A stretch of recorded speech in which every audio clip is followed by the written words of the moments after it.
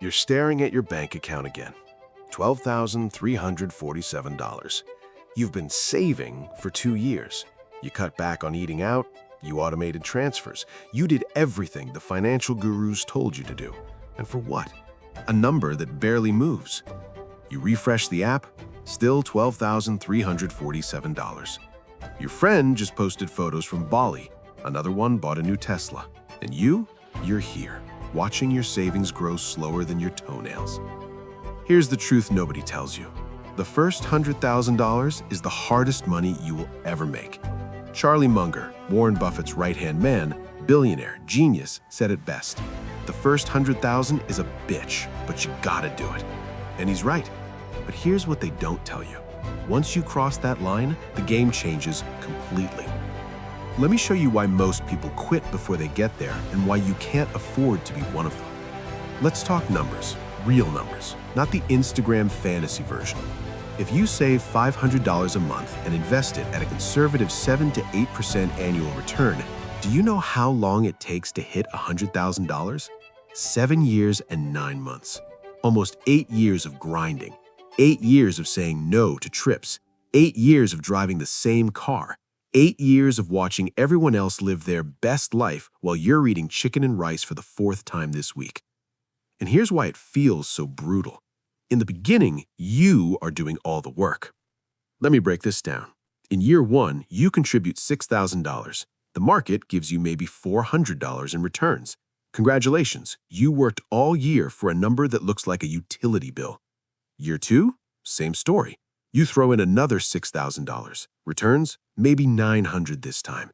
It feels like pushing a boulder uphill in the rain. You're drenched, exhausted, and the summit is nowhere in sight. Your contributions make up 95% of your balance. The interest? It's a rounding error. This is why most people quit. Here's the dirty secret. 75% of people never make it to 100K. Not because they can't, but because they get bored. I call it the boredom stage. You check your portfolio, you see $18,000. You do the math.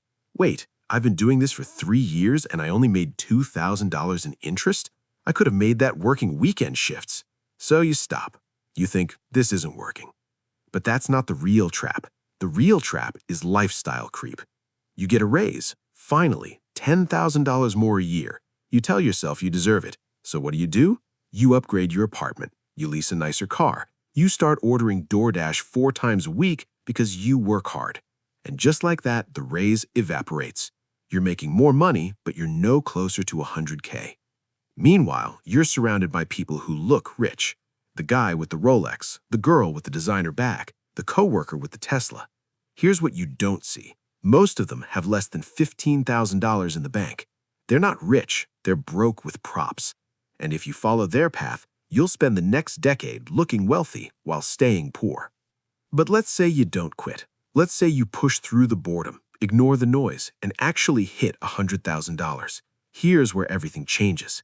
At 100K with an 8% return, your money makes $8,000 a year without you lifting a finger. That's $667 a month. That's a car payment, a rent payment, a monthly salary you didn't work for. Your money just became your employee. And here's the beautiful part. It accelerates. Getting from 0 to 100K took you 7 years and 9 months. Guess how long it takes to go from 100K to 200K? About 5 years. Same contributions, same returns. Why? Because now compound interest is doing the heavy lifting. At 100K, your interest earns interest. At 200K, your interest earns interest. It's like you spent years pushing a boulder uphill, and suddenly you reach the peak and the boulder starts rolling downhill on its own. You're not working harder. The math is just finally working for you. By the time you hit 300K, it takes 3.5 years. 400K, 2.8 years.